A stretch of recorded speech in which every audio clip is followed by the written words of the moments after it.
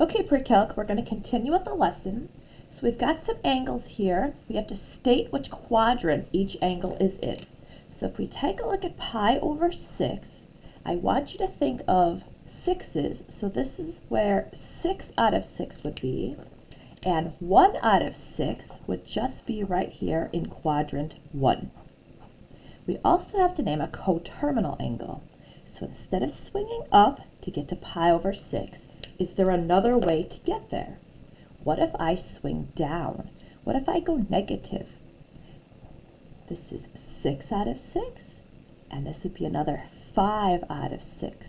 So that would be negative 11 pi over 6. If we swing all the way around, that would be 2 pi, which is 12 out of 6. So that's a coterminal angle.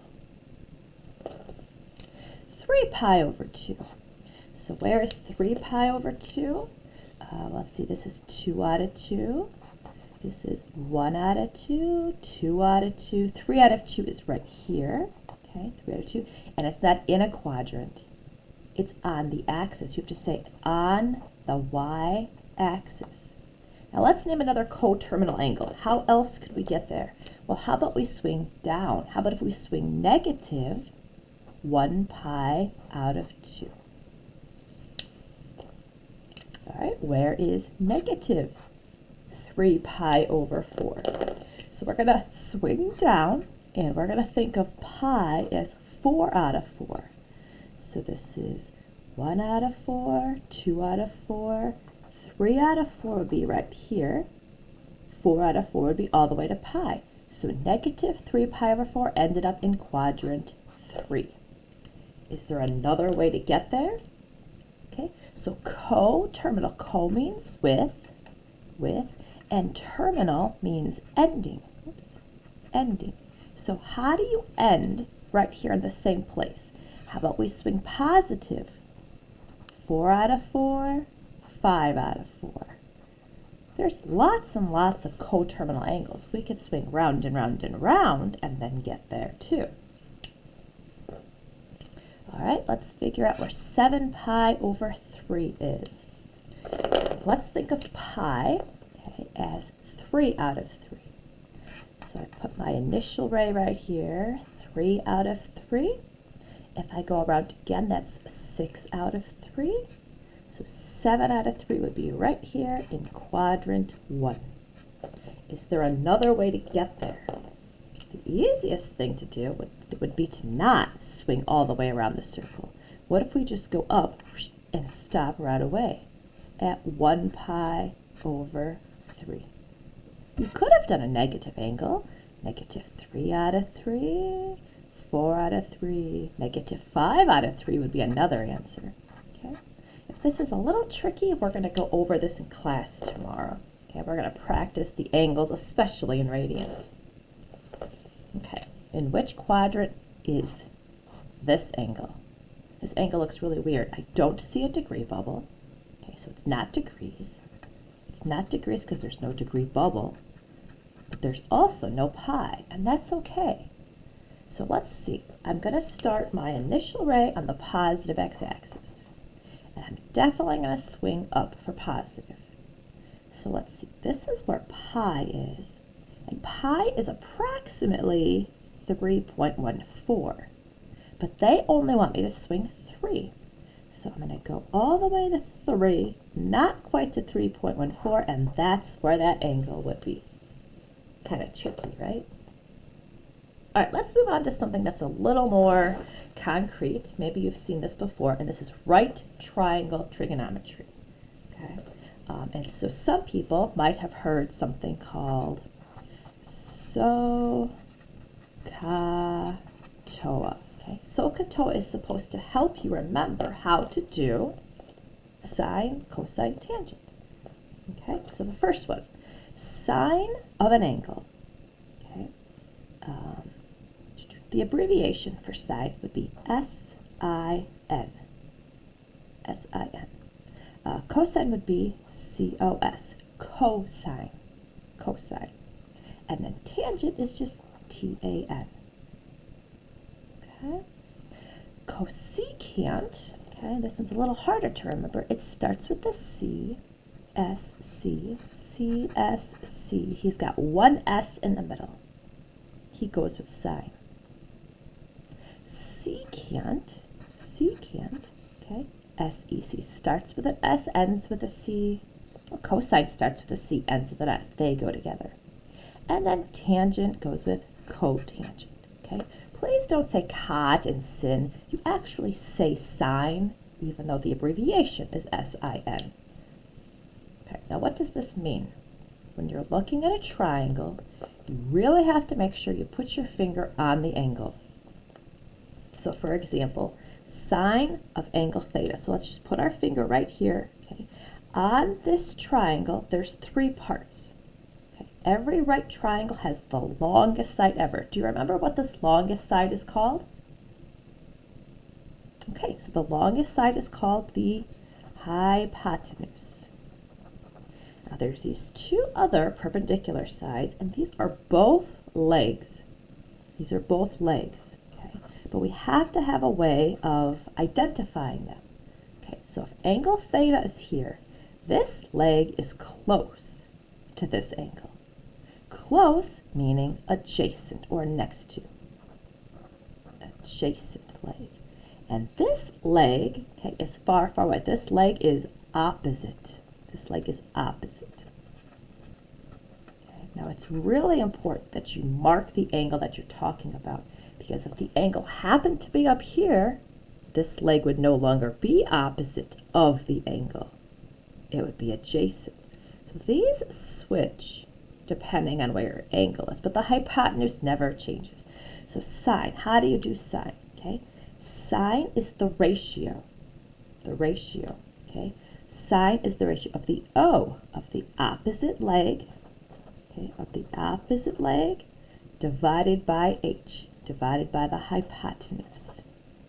So you take this value divided by that one. Cosine of an angle, ca, is the adjacent leg divided by the hypotenuse. And then tangent comes along. Okay, tangent is the opposite leg over the adjacent leg. So he doesn't use the hypotenuse at all. He uses opposite leg over the adjacent leg. Okay. Now, the reciprocal functions, this is where sometimes people tell me they've never actually dealt with them. The reciprocal function means to flip. Okay, so first of all, we have to know who we're dealing with. Okay, so cosecant always goes with sine. I remember that because he's got one S, they go together. So to do cosecant, we wouldn't do opposite over hypotenuse. Okay, you would flip this. It's the reciprocal. It's hypotenuse over opposite leg. Secant has the C and the S has the S and the C, so that is going to be hypotenuse divided by the adjacent leg. And cotangent, people usually know that those go together, is not opposite over adjacent. It's adjacent leg over opposite leg. Okay. You could also say, okay, that the cosecant is 1 over the sine. It's the reciprocal, 1 over sine. So what we did is we took his ratio and we flipped it. Secant is 1 over cosine of theta. And the cotangent of theta is 1 over tangent of theta. Okay, so they are the reciprocal functions.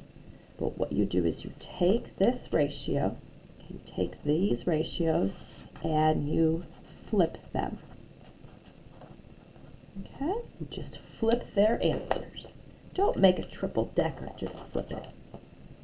Okay, let's practice this a little bit. Okay, so we're going to find the following ratios, given a triangle, and now we have to look at angle P. Okay, so it's very important that we put our finger at angle P, okay, or we mark angle P. So everything is going to be in regards to P. So let's just kind of mark this up. The hypotenuse, of course, is 29, and that doesn't change. Since they want me to reference angle P, which leg which leg is adjacent? The 21 or the 20? The 21 is the adjacent. Okay, this leg is close or next to angle P, and then far, far away, opposite of angle P, is the side that is 20. Okay, I'm going to write down so, ka, toa, across the top of the paper. To do sine, I need the opposite over the hypotenuse, 20 over 29. Okay. To do cosine, we need the adjacent over the hypotenuse. So that's going to be 21 over 29. And finally, tangent is opposite over adjacent. So 20 over 21. Okay. Once you've done sine, cosine, tangent, the other three are super easy. You just have to copy these answers, okay, and reciprocate them. But of course, we have to make sure we do the right ones. Okay, so this paper is already organized for us. Sine goes with cosecant, so that's going to be 29 over 20. Secant goes with cosine, so I'm just going to reciprocate 29 over 21. And cotangent is the tangent ratio flipped upside down, 21 over 20. Can any of these be reduced? You can always check with your calculator. I'm going to go ahead and use alpha y equals, and get that, that fraction command there. 29 over 20. 29 over 20. Nope, cannot be reduced. Okay, that's because 29 is a prime number. Okay, let's put information on a triangle. All right, put the information on.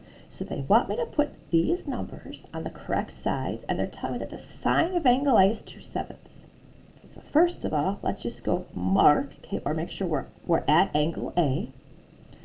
Sine, okay, sine would be opposite over hypotenuse. So I need to put 2 on the opposite leg, and the 7 needs to go on the hypotenuse.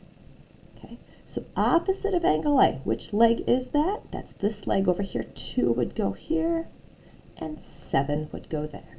We're putting this information on the correct parts of the triangle. Okay, let's put tangent of angle A. So make sure you put your finger on angle A. Let's reference angle A. Tangent is opposite over adjacent. Opposite over adjacent. So which leg is the opposite leg? Opposite, CB is 3. And the adjacent leg must be 4. Does anybody know how long AC is? If this is a right triangle with legs of 3 and 4? Yeah, the hypotenuse would be 5. Good job. 3, 4, 5. Okay, secant. Oh no. Secant is a reciprocal function. Which function is secant the reciprocal of? Yes, he goes with cosine. Okay, so cosine is adjacent over hypotenuse. But secant is not adjacent over hypotenuse. He's the reciprocal. So the hypotenuse is on top. This must be the hypotenuse number. And radical 5 must be the adjacent number. So first you have to know who goes with who. You have to know that cosine, okay, is ka, and then we have to flip it. So let's put our finger on angle A. That's the reference angle. Hypotenuse is 7. Okay, so the hypotenuse gets a 7. The adjacent leg gets radical 5. The adjacent leg is right here next to angle A. That's where the radical 5 would go. Okay, we've got another reciprocal one here. Cotangent. I have to know who cotangent goes with, and he is the reciprocal of tangent. And I know tangent, if I look at my SOHCAHTOA, tangent is opposite over adjacent. Okay, so if tangent is opposite over adjacent, then cotangent must be the reciprocal of that, adjacent over opposite. Okay, let's put our finger and our marking on angle C. Let's be super careful. Okay, so referencing angle C, which leg is the adjacent leg next to my angle? There's two options. Okay, and this angle right here is the leg, that leg is close to angle C, so that's going to get the 1. And this leg is opposite, so that leg gets the 7. Okay, let's find a bunch of trig ratios. Okay, they want us to reference angle A, so let's make sure we put our finger, okay, or a little marking on angle A. Radical 5 is the hypotenuse. There's two legs. The leg that's close to angle A, this leg right here, is going to be the adjacent to angle A, and then this leg over here is the opposite. So sine, let's just write down SOHCAHTOA one more time to help us. Sine is opposite over hypotenuse. 1 over radical 5. Oh, I can't leave it like that. Okay, I'm going to have to rationalize. Rationalize means to get the radical out of the denominator. Okay, so I see a radical 5 in the denominator. I'm going to multiply top and bottom by radical 5. Now the numerator is radical 5. And radical 5 times radical 5 makes a plane 5. Okay, so of course we have to rationalize our ratios. Let's keep going. Cosine of angle A would be adjacent, which is 2, over radical 5. Oh, it looks like we have to rationalize again. Let's multiply top and bottom by radical 5, and that's going to give us 2 radical 5 over a plane 5. Tangent of angle A is opposite over adjacent, 1 over 2. Oh, no rationalizing needed. Okay, let's reciprocate all these answers. The reciprocal of cotangent, I'm just going to say 2 over 1. Secant. If I take this one and I flip it upside down, I'm going to put a radical in the denominator, and then I'm going to have to rationalize again. Maybe what I'll do for these guys is go look at the original answer, okay, before it got rationalized. Let's reciprocate this one. Let's reciprocate that, put the radical in the numerator, and put the 2 in the denominator. It's a lot easier to reciprocate, okay, this original answer before we got our final answer. So the cosine answer is right here, okay, but that one is a lot easier to reciprocate. Same thing with cosecant. Let's take this original one and reciprocate and make radical 5 over 1. What if we forgot that? What if we took radical 5 over 5, okay, and we reciprocated that? Well, let's just show you what you would have had to do. 5 over radical 5. Oh, but we have to rationalize. Multiply top and bottom by radical 5, which is 5 times radical 5 over a plane 5. Then you would have canceled out the 5, and you would have gotten it the long way. Let's look at the next one here. They want me to reference angle 30. So I'll go put my finger on angle 30. Sine is opposite over hypotenuse, 1 over 2. Cosine is adjacent over hypotenuse, radical 3 over 2. And tangent is opposite over adjacent, 1 over 2. 1 over radical 3, I'm sorry. Wait, we have to rationalize this. Let's multiply top and bottom by radical 3, and that's radical 3 over 3. What's the cosecant of 30 going to be? Yeah, that's going to be 2. What's the secant of 30 going to be? Did you rationalize? 2 divided by radical 3 needs to get rationalized. Let's multiply by radical 3 over radical 3, and it makes 2 radical 3 over 3. How about the cotangent of 30? Do you want to reciprocate the final answer and put a radical in the denominator? Or do you want to reciprocate this one over here? That would be so much easier, just radical 3. Radical 3.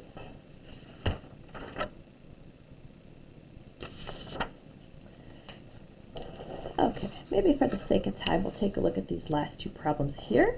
Okay, find the exact value for each of the 6 trig functions. Okay, so the first thing I'm going to do is draw a diagram in the correct quadrant. Okay, so 4 comma negative 3 is a point in which quadrant? Yeah, it's going to be down here in quadrant 4. Okay, so it is 4 to the right, negative 3 down. Okay, and here is the point in quadrant 4. Okay, you always put the triangle on the x-axis. Okay, and then we always go up and down in the quadrant. Your hypotenuse is always going to be coming from the origin to the point. That's really important. Okay, sometimes I see people draw these a weird way. For example, okay, if you have a coordinate system right here, you can go from the origin, okay, to a point in quadrant 1. There's the hypotenuse, and we'll use the x-axis. If your point is in quadrant 2, you go into quadrant 2, the hypotenuse is right there, and then of course you use the x-axis. Please draw this, because a lot of people draw the triangle the wrong way. If you're in quadrant 3, you go from origin to point, okay, and use the x-axis. And if you're in quadrant 4, go to the point and use the x-axis. It makes like a little bow tie. Okay, so I've got my diagram drawn, and I need to put the angle. Okay, the angle always goes, okay, right here in the corner by the origin. It always goes there, never down there. So here's my angle, here's my triangle, okay? And I need to know the 6 trig functions. So the 3 basics are sine of theta, cosine of theta, and tangent of theta.